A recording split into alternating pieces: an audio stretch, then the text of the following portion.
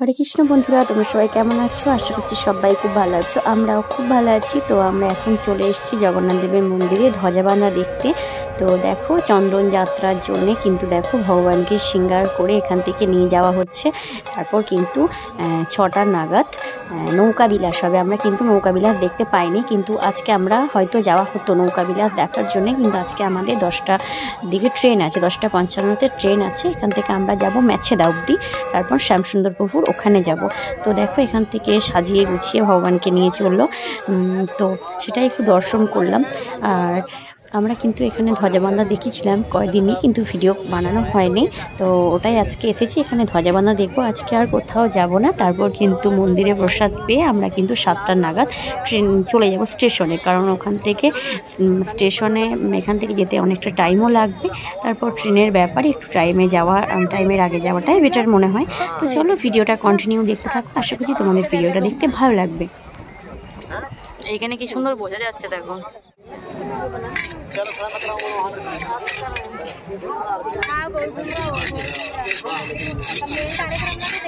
জগন্নাথ করো ভাই, হে জগন্নাথ, হাত তুলো, হাত তুলো।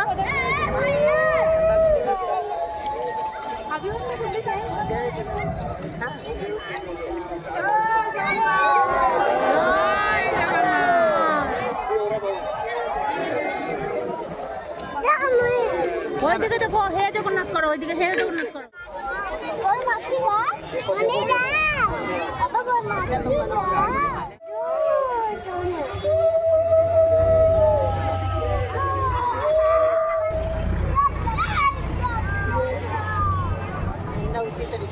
বন্ধুরা, আমরা কিন্তু মন্দিরে চলে এসেছি। আমাদের প্রসাদ পাওয়া কিন্তু হয়ে গেছে। আর তোমাদের দাদা ভাই, দিদি, পিসিমণি সবাই কিন্তু গেছে প্রসাদ কিনতে। আমি, বাবু আর ঠাম্মা মন্দিরে আছি। তো আমাদের কিন্তু লাগেজগুলো সব গোছানো কমপ্লিট। আমরা এবার কিন্তু যাব এখান থেকে স্টেশন। এখান থেকে টোটো কিংবা অটোতে যাব, তারপর স্টেশনে যাব। ওখানে গিয়ে একটু কিছু খাওয়া দাওয়া যদি কেউ কিছু করে তো করবে। তারপর কিন্তু আমরা ট্রেনে যাব। তো এখান থেকে তো প্রসাদ পেয়েছি, এই জন্য অসুবিধা নেই। আমরা কিছু এখন খাবো না, আমরা ট্রেনে যাব, তারপর কিছু খাবো। সেটাই তোমাদের দাদা ভাইরা আনতে গেছে। তো চলো, স্টেশনে গিয়ে দেখাচ্ছি। বন্ধুরা, আমাদের কিন্তু ট্রেনের অ্যানাউন্স হয়ে গেল, তোমরা অটোমেটিক শুনতেই পেলে। তো চলো, আমাদের ট্রেন কিন্তু আসছে, আমরা এবার ট্রেনে চাপবো। তো চলো, জয় জগন্নাথ, ট্রেনে চাপা যাক, তারপর তোমার সাথে কথা বলবো। বন্ধুরা, আমরা কিন্তু ট্রেনে উঠে একটু খাওয়া দাওয়া করে নিয়েছিলাম। তারপর কিন্তু আমরা ঘুমিয়েও পড়েছিলাম, কিন্তু আমাদের মানে অর্ধেক রাতে। তারপর কিন্তু ঘুমটা ভেঙেছিল বলে ভিডিওটা করেছিলাম। তো চলো কন্টিনিউ দেখি। বন্ধুরা, আমরা কিন্তু শ্যামসুন্দর প্রভুর আশ্রমে পৌঁছে গেছি। এসেই কিন্তু আমাদের রুম দিয়ে দিয়েছিল, কারণ পিসিমণির গুরুদেব উনি। তো আমাদের রুম কিন্তু আগে থেকেই বুকিং ছিল। তো আমরা রুমে অলরেডি চলে এসেছি। এরপর কিন্তু স্নান টান করে তারপর কিন্তু নিচে যাব। তো চলো, স্নান করে তারপর তোমাদের সাথে কথা হচ্ছে।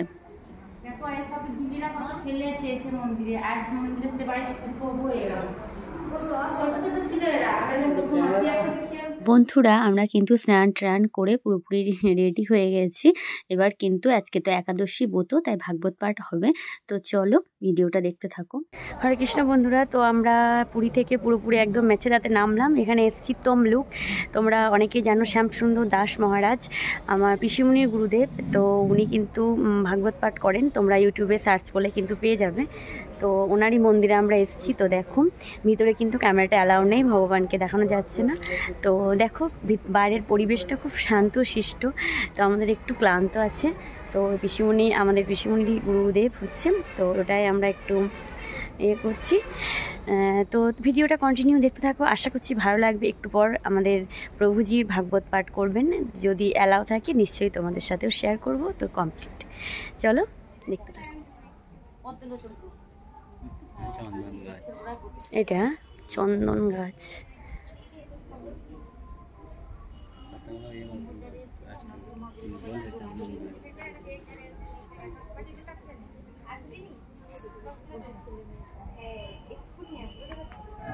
বন্ধুরা, দেখো এখানটা কত সুন্দরভাবে ডেকোরেশন করেছেন। এখানে কিন্তু ভাগবত পাঠ হবে। তো আমাদের প্রভুজি কিন্তু প্রত্যেক একাদশীতেই মন্দিরে থাকেন, আর তাছাড়া বেশিরভাগ কিন্তু প্রোগ্রাম থাকে। একাদশী দিন দিনে রাতে ভাগবত পাঠ হয়, আর দ্বাদশ দিন কিন্তু সকালে হয়। ওনার একটা ইউটিউব চ্যানেল আছে, তোমরা সার্চ করলে পেয়ে যাবে, শ্যামসুন্দর দাস মহারাজ। তো চলো ভিডিওটা কন্টিনিউ দেখতে থাকো। প্রভুজিও কিন্তু চলে এসেছেন। উনি দেখো সবাই কিন্তু প্রভুজিকে ওনার ফুল চন্দন দিয়ে কিন্তু ছাতা ধরে কিন্তু কত সুন্দরভাবে, সত্যি খুব সুন্দর লাগছে। আমি এখানে ফার্স্ট টাইম এসেছি, তোমরাও কিন্তু চাইলে আসতে পারো, জায়গাটা সত্যি খুব সুন্দর। আর একাদশীর দিনই কিন্তু উনি মন্দিরে থাকেন, আর একাদশীর দিন কিন্তু কোনো রকম টোকেন লাগে না, সবাই কিন্তু ফ্রি প্রসাদ সবার জন্যে। তো আমি কিন্তু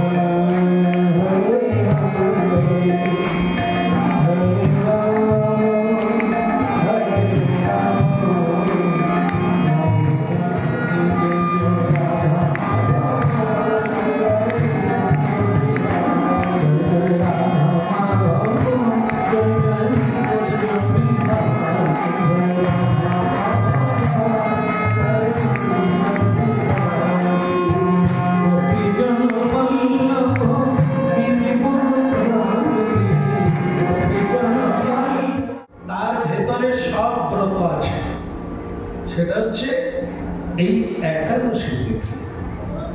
এই তিথিতে ভগবান প্রসন্ন হন। এই তিথির ব্রত করলে সব দেব দেবী প্রসন্ন হয়ে যায়। কেন না, সকল দেব দেবী ভগবানের উপাসনা করছে, ভগবানের কীর্তন করছে। এই জন্য কি, যদি ভগবানের উপাসনা করবেন তাহলে সব দেব দেবীর উপাসনা হয়ে যাবে। বলো রাধে রাধে। তবে তখন বলবেন, যদি এ ভগবানের উপাসনা করলে সকল দেব দেবীর উপাসনা হয়ে যায়, তাহলে এত দেব দেবীর সৃষ্টি করলেন কেন? বলো রাধে রাধে। প্রসন্ন মানে কি করে বুঝবেন? মনে করুন আপনারা মা শীতলার পুজো করলেন, শীতলা পুজো করলেন, তো তা পুজো করে কি বুঝলেন যে মা পুজোতে সন্তুষ্ট হয়েছে? মা তো নাকি গালে হাতে বাকি আছে, বুড়ি মা চিন্তায় পড়ে গেছে।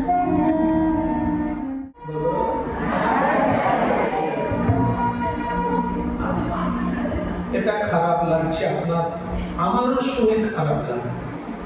ভগবান যদি থাকবেন, এই ভক্ত ডাকছে, একটু দেখা দিতেই পারে, যাইনি তাই না? বাবা আপনি কি একা না সংসার? সংসার আপনার স্ত্রী আছে না মরে গেছে? না আছে, দিব্যি দেহালতবিতে আছে। আপনার ছেলে মেয়ে আছে? আছে, দুটো ছেলে কুলাঙ্গা। আর মেয়ে, মেয়ে দুটো অলক। আমি তো বলিনি তাকে কিছু, সে তো সারা জীবনে লক্ষ্মী সরস্বতী আর গণেশ কার্তিক নিয়ে আছে। তার মুখ থেকেই প্রথমে বেরিয়ে কুলাঙ্গা। কেন বলে, মুম্বাই দিয়ে আছে, দুই ছেলে ওখানেই কাজ করছে, বৌমা ছেলে মেয়ে নাতি নাতনি আছে, কতবার ফোন করছি, ফোন তুলে আজ 2 বছর ধরে আমি ফোন করে যাচ্ছি, বাপের কথা ভাবেও না। আমি ফোন করছি, ফোন তোলে না। আমার 2 ছেলে একই রকম, বলে এক কুলাঙ্গা, ওই 2 জন একই কুলাঙ্গা। আর লক্ষ্মী সরস্বতী কেমন আছে? বলে ওরা লক্ষ্মী নয়, অলক্ষ্মী, বাপের খোঁজও নাই। আপনি ফোন করেন? হ্যাঁ, আমি বারবার ফোন করি, ফোনে কেউ কথা বলে। বলো, তার চোখ একবারে ছানাবড়া হয়ে গেছে। ভগবানের আবার বিল বলো, বলে লেখা আছে, একটা পদ আর বল, সকলকে বল।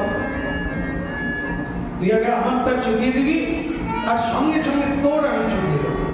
তো প্রথমে লেখা আছে, ভগবান বলছে আমি তোকে জন্ম দিয়েছি, প্রথম বিল। বন্ধুরা আমরা কিন্তু এবার প্রসাদ পেয়ে নেব, কারণ এবার কিন্তু ভাগবত পাঠ শেষ হয়ে যাবে। তো চলো প্রসাদ পেয়ে কিন্তু আমরা রেস্ট করব, তারপর আবার সন্ধ্যেবেলায় ভাগবত পাঠ হবে। তো চলো এখানে ভিডিওটা আমি শেষ করছি, কারণ অনেকটা লং হয়ে যাচ্ছে। সবাইকে জানাই হরে কৃষ্ণ।